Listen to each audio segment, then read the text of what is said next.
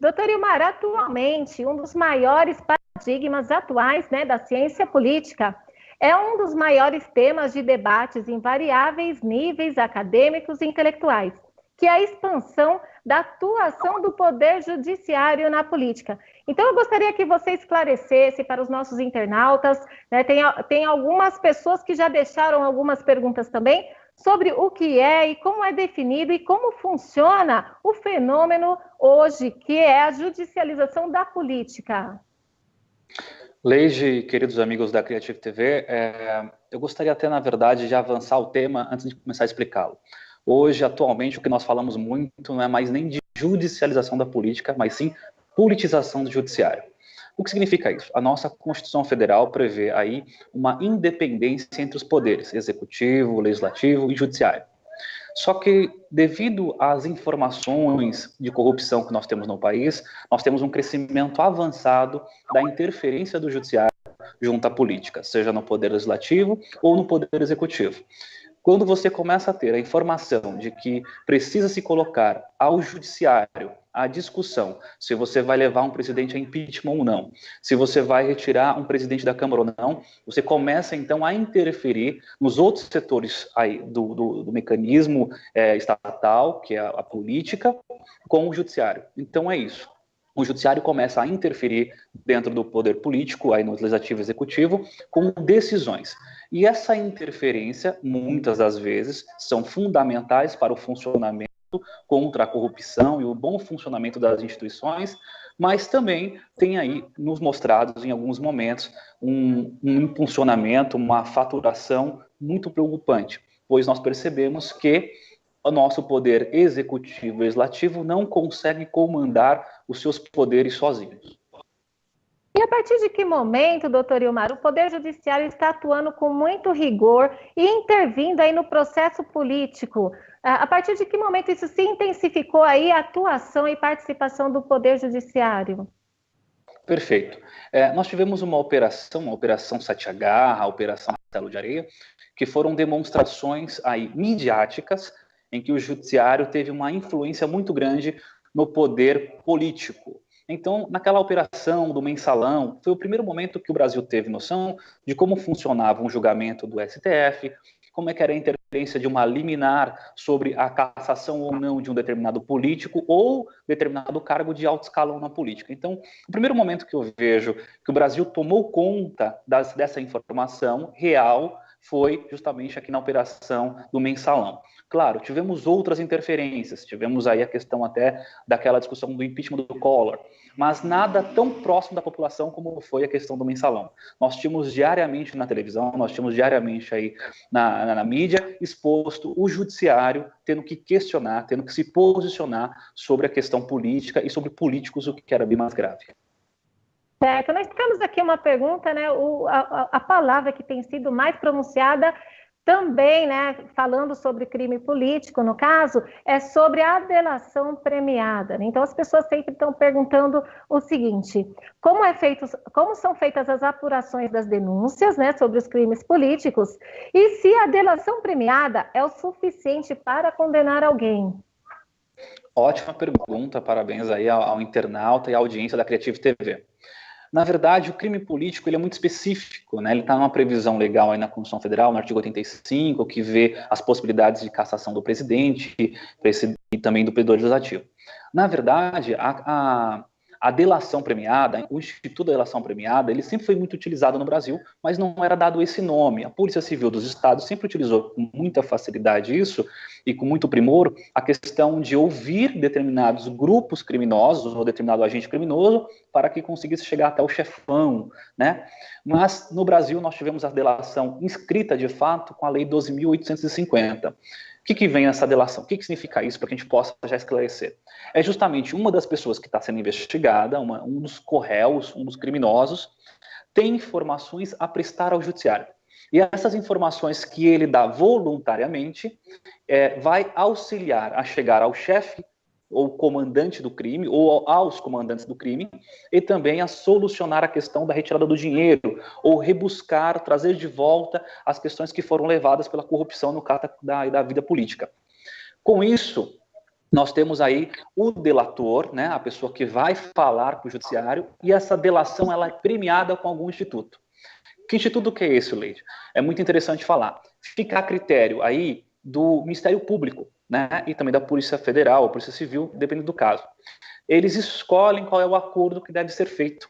Olha que interessante. Então, o promotor de justiça, verificando que as informações que aquele delator vai prestar é tão fundamental para esclarecer o crime, que ele pode dar até a absolvição total ao crime. Não. Ou seja, nem oferecer a denúncia. O sujeito não vai ter nenhum processo contra ele promovido. Claro que isso vai depender também da homologação do judiciário, aí do juiz, do ministro, mas o promotor tem liberdade para escolher qual vai ser o futuro do sujeito, como é o caso daqueles irmãos, né, da JBS, em que a primeira delação deles, né, o primeiro momento da delação, que ele fez o acordo com o Ministério Público Federal, era de ter nem sequer uma pena de privação de liberdade, se eles deixassem claro, anunciassem quem eram os criminosos que comandava o setor de corrupção naquele grande esquema que foi contado aí na Lava Jato.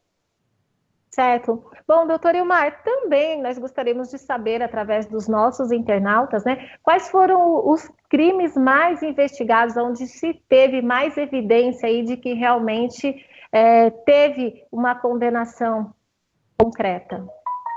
Olha, o que é interessante a gente verificar, e eu digo isso sempre com muita cautela, a gente pode entrar nesse tema, eu acho importantíssimo, os crimes que mais se tem é o peculato, a corrupção passiva, a corrupção ativa e a lavagem de dinheiro. São os crimes que mais se encontram na questão pública, envolvido com política.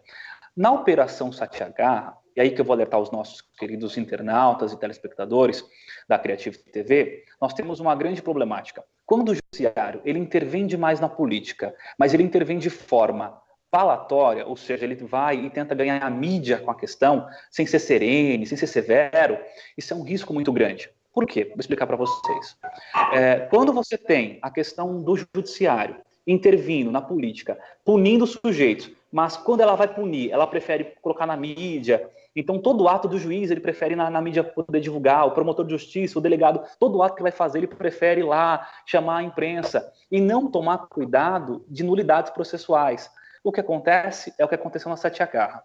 Houve a punição de diversos banqueiros, empresários, como está tendo agora, só que por nulidades processuais, esses sujeitos hoje estão soltos. Então, esse é o risco do judiciário ter aí essa fama demais, ter essa imaginação aí na imprensa. Isso é um risco para o nosso poder público. Por quê?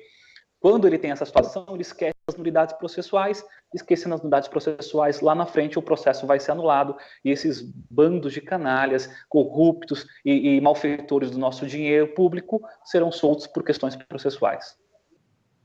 Certo, recentemente você esteve em Brasília, né? E qual está sendo o assunto mais comentado aí, referente a todas essas situações que estamos vivenciando no meio político aqui no Brasil? Sem dúvida, o tema que ainda está repercutindo muito é as denúncias contra o Temer, né? Nós tivemos a denúncia que não foi evidenciada, não foi para frente. Óbvio que o presidente demonstrou uma grande articulação política dentro do Congresso e não deixou essa denúncia prosseguir. No entanto, essa denúncia agora do Janot, que é um pouco mais pesada, mais robusta, tem mais situações plausíveis de condenação, ela vai ensejar dois grandes requisitos.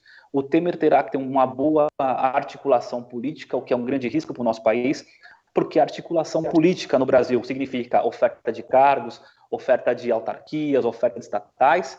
Essa é a realidade de grandes acordos políticos. E do outro ponto, se o Temer supostamente cair, né, nesse período, agora que nós estamos pré-eleição, uma pré-campanha de 2018, será também um requisito, também, na minha consideração, um pouco equivocado e ruim. Por quê? Porque nós vamos de novo bagunçar a questão aí de política no país. Nós já estamos tão debilitados, tão questionados, que a queda do presidente agora não sei se seria o melhor momento.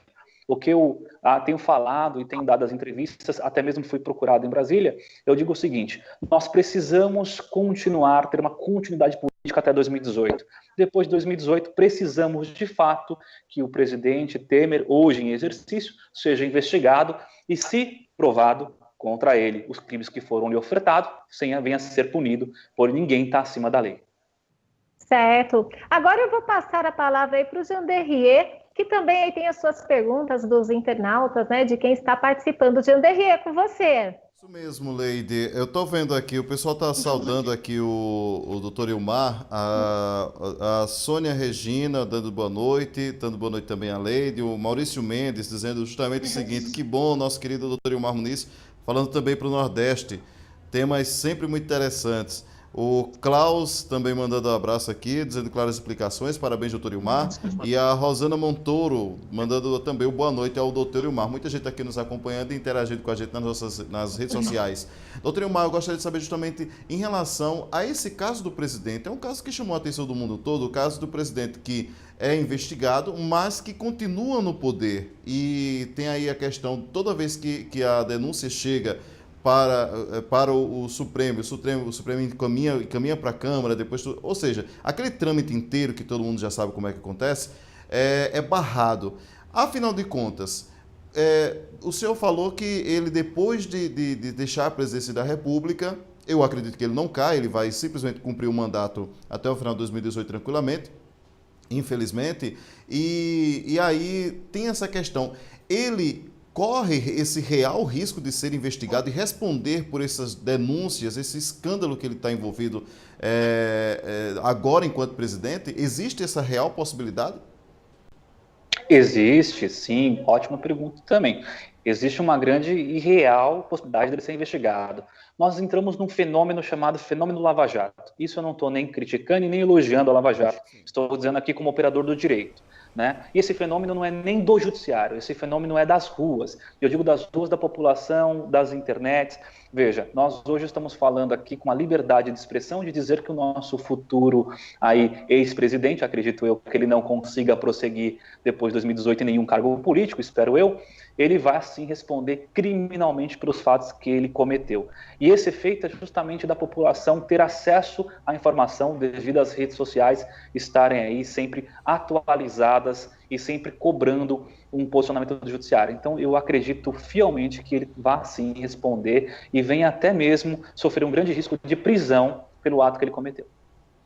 Outro detalhe que eu acho interessante em relação a essa questão judicial da campanha, a gente vê justamente através de redes sociais, através de blogs, através eu acompanho muito essa questão da judicial em relação ao país em si, e a gente vê a posição no caso de um ministro, no caso de Gilmar Mendes, que estão acusando ele de se envolver politicamente em questões, tanto é que ele vota em situações muito contrárias ao que é imposto a ele. No caso, como é que esse tipo de postura de um ministro do Supremo é aceitável do ponto de vista judiciário político? O judiciário brasileiro, quer dizer? Exatamente, André, o que eu havia dito no começo aqui. Eu volto a lembrar e a gente pode reprisar essa imagem. Né? O nosso judiciário falta serenidade. Isso, o judiciário falta menos estrelismo. E o judiciário como um todo. Você veja, isso eu digo da Polícia Federal, do delegado federal, até mesmo o serventuário da Polícia Federal, lá o investigador, né, o agente da Polícia Federal, sim, que conduz certos criminosos ou certos investigados à prisão. Você perceba que todos os envolvidos estão querendo cada vez mais ter aí holofortes. E isso é um grande risco para a nossa justiça. Foi o que eu disse agora há pouco. Muito holoforte, muitas palmas ao judiciário acarreta nulidades, porque eles começam a atropelar fatos para ter sempre atos na imprensa. E do nosso ministro Gilmar Mendes, eu não digo só dele, mas eu vou usá-lo, porque ele fez uma frase que eu acho que representa muito bem tudo isso. Não sei se vocês se recordam, no julgamento da chapa de Dilma Temer, recentemente, ele começou a discutir com outro ministro do TSE, e na discussão ele disse muito claramente, abre aspas, você só tem mídia hoje graças a mim, modéstia às favas, você só está famoso por minha causa. Ou seja, é muito mais importante estar famoso, estar na mídia, do que realmente julgar, do que realmente compor o que a sociedade precisa, que é um judiciário sereno e severo. Então, o que eu percebo, eu não digo isso do Gilmar Mendes, mas eu digo isso do judiciário como um todo. Aos inimigos a lei e aos amigos os favores dos juízes. Isso é muito triste. Bastante. É um caso muito preocupante, porque existe aí a população, a grande massa da população não entende muito bem, acompanha apenas o que a mídia impõe, né? O que a mídia coloca. E aí, isso aí poderia estar gerando, em certo ponto, uma certa ridicularização de uma entidade tão séria e que a população espera uma real justiça, que é justamente a própria justiça, né, doutor Ilmar?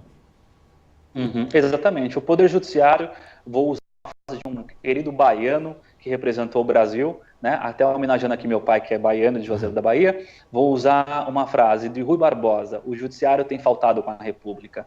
O Judiciário tem nos mostrado, às vezes, que serve muito para punir pequenos furtadores, e não estou elogiando e nem passando, na verdade, condão a eles, mas serve mais para punir pequenos e furtadores, ladrões de galinha, e quando nós precisamos que ele atue de forma serene, nós percebemos que simplesmente são grandes artistas. Concordo plenamente, plenamente. Só para me encerrar aqui, Leide, e a gente encerrar aqui a nossa pauta, vamos falar agora rapidinho sobre o caso que todo mundo acompanha, o caso de Lula-Moro. Em relação a essa situação, existe aí uma mistura muito grande, né, de imprensa, de corrupção, de investigação, existe uma mistura, um mix muito grande nesse caso. Na sua opinião, doutor Ilmar, enquanto advogado renomado, enquanto uma pessoa da área, o que a gente acompanha aqui para 2018 seria o quê? Lula preso ou inelegível? Eu não acredito em nenhum dos dois caminhos ainda, né? Sim. Eu vi recentemente a junção aí, a juntada de documentos do presidente Lula, né, do ex-presidente Lula, e essa juntada de documentos com algumas falhas levantadas pela imprensa, como questão de datas inexistentes, valores e dias que não condiz com a realidade. Isso ensejaria, na tese, uma falsificação de documentos, uma impeção da instrução criminal, ou seja, uma dificuldade da instrução criminal, e acarretaria aí um motivo de prisão preventiva do Lula. Mas como até agora isso não foi decretado pelo juiz Moro, eu não acredito que o Lula fique nem inelegível e nem sequer aí tenha a prisão decretada em 2018. Posso estar aí sendo meio complacente, pareça assim, mas não é. É porque eu não estou vendo mecanismos, além desta agora, que enseja uma prisão do Lula antes das eleições de 2018.